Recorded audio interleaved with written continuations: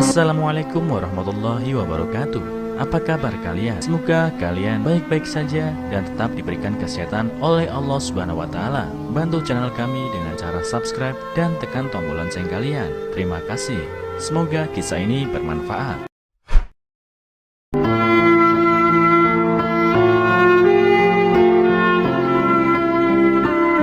Assalamualaikum warahmatullahi wabarakatuh. Apa kabar kalian? Semoga kalian baik-baik saja dan tetap diberikan kesehatan oleh Allah Subhanahu wa taala. Bantu channel kami dengan cara subscribe dan tekan tombol lonceng kalian. Terima kasih.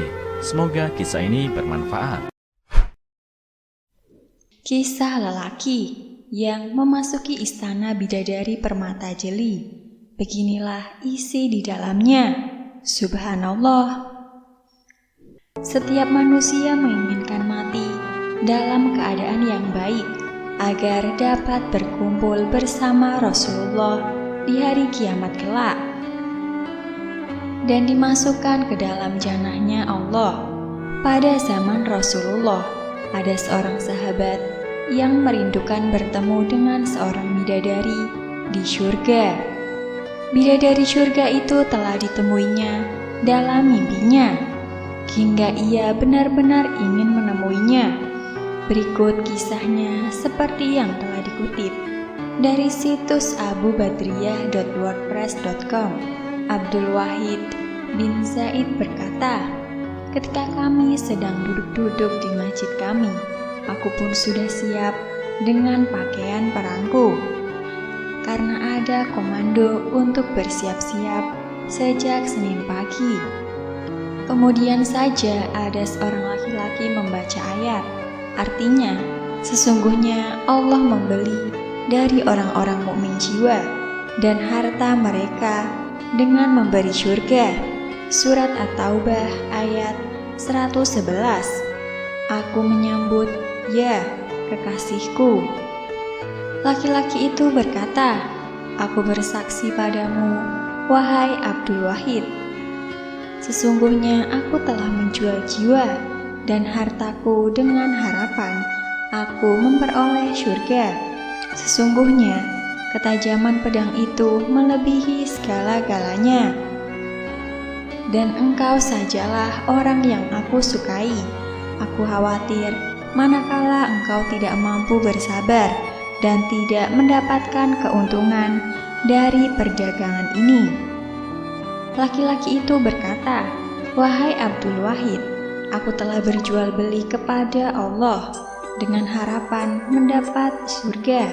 Mana mungkin jual beli yang aku persaksikan padamu itu akan melemah." Dia berkata, "Nampaknya aku memperhatikan kemampuan kami semua. Kalau orang kesayanganku saja mampu bertaubat, apakah kami tidak?" Kemudian lelaki itu menginfakkan seluruh hartanya di jalan Allah, kecuali seekor kuda, senjata, dan sekedar bekal untuk perang. Ketika kami telah berada di medan perang, dialah laki-laki pertama kali yang tiba di tempat tersebut. Dia berkata, "Assalamualaikum, wahai Abdul Wahid." Aku menjawab, "Waalaikumsalam warahmatullahi wabarakatuh." Alangkah beruntungnya perniagaan ini. Kemudian kami berangkat menuju medan perang. Lelaki tersebut senantiasa berpuasa di siang hari dan qiyamul lail pada malam harinya, melayani kami dan mengembalakan hewan ternak kami, serta menjaga kami ketika kami tidur sampai kami tiba di wilayah Romawi. Ketika kami sedang duduk-duduk pada suatu hari, tiba-tiba dia datang sambil berkata, "Betapa rindunya aku kepada bidadari permata jeli." Kawan-kawanku berkata, "Sepertinya laki-laki itu sudah mulai linglung." Dia mendekati kami lalu berkata, "Wahai Abdul Wahid, aku sudah tidak sabar lagi. Aku sangat rindu pada bidadari bermata jeli." Aku bertanya, "Wahai saudaraku, siapa yang kamu maksud dengan bidadari permata jeli itu? Laki-laki itu menjawab, ketika itu aku sedang tidur. Tiba-tiba aku bermimpi. Ada seseorang datang menemaniku. Dia berkata, pergilah kamu menemui bidadari bermata jeli.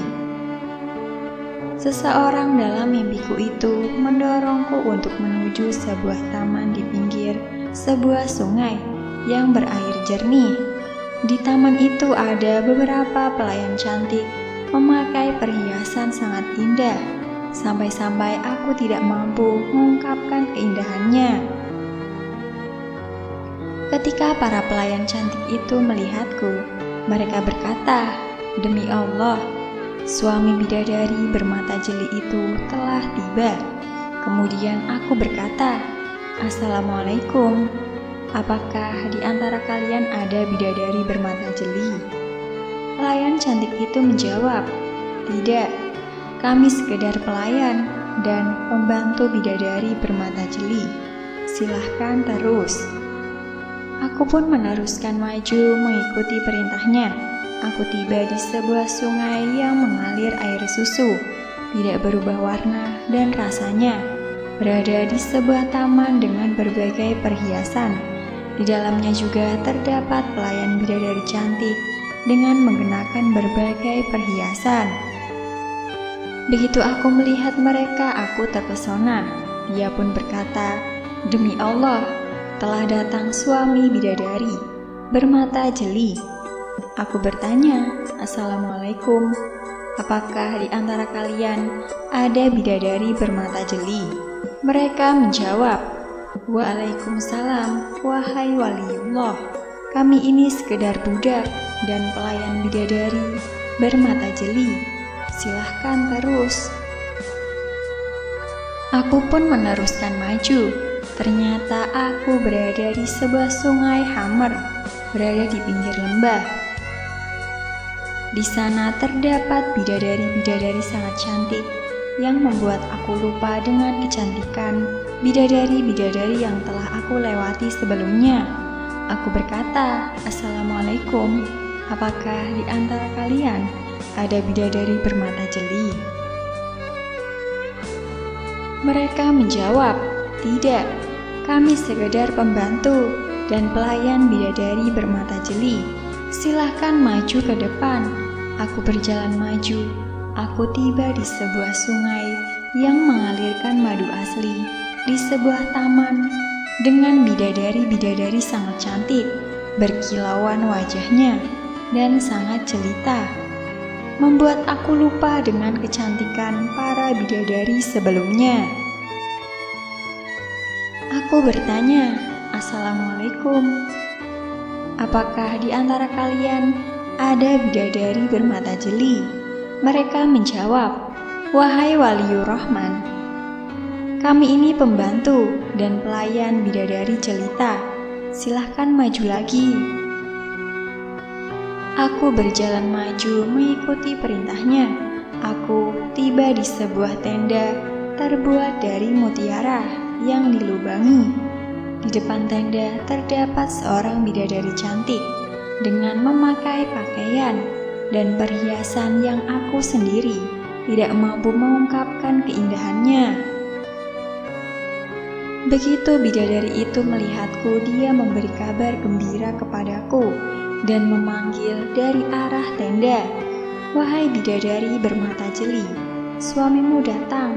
Kemudian aku mendekati kemah tersebut lalu masuk. Aku mendapati bidadari itu duduk di atas ranjang yang terbuat dari emas, bertahta intan dan berlian. Begitu aku melihatnya, aku terpesona. Sementara itu, dia menyambutku dengan berkata, Selamat datang, waliur Rahman. Telah hampir tiba waktu kita bertemu. Aku pun maju untuk memeluknya.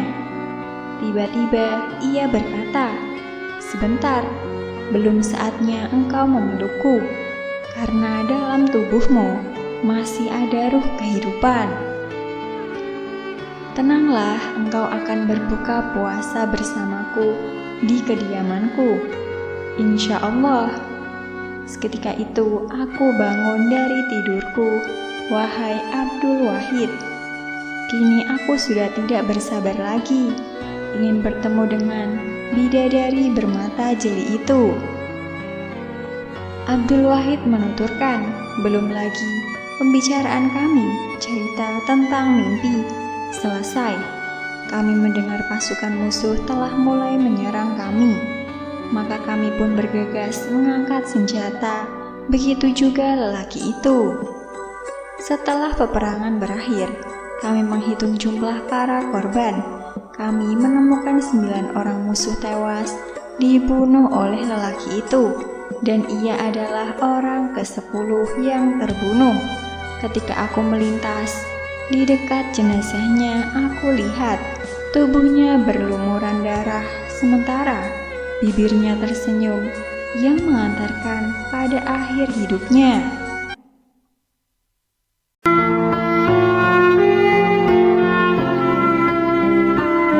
Assalamualaikum warahmatullahi wabarakatuh. Apa kabar kalian? Semoga kalian baik-baik saja dan tetap diberikan kesehatan oleh Allah Subhanahu wa taala. Bantu channel kami dengan cara subscribe dan tekan tombol lonceng kalian. Terima kasih. Semoga kisah ini bermanfaat.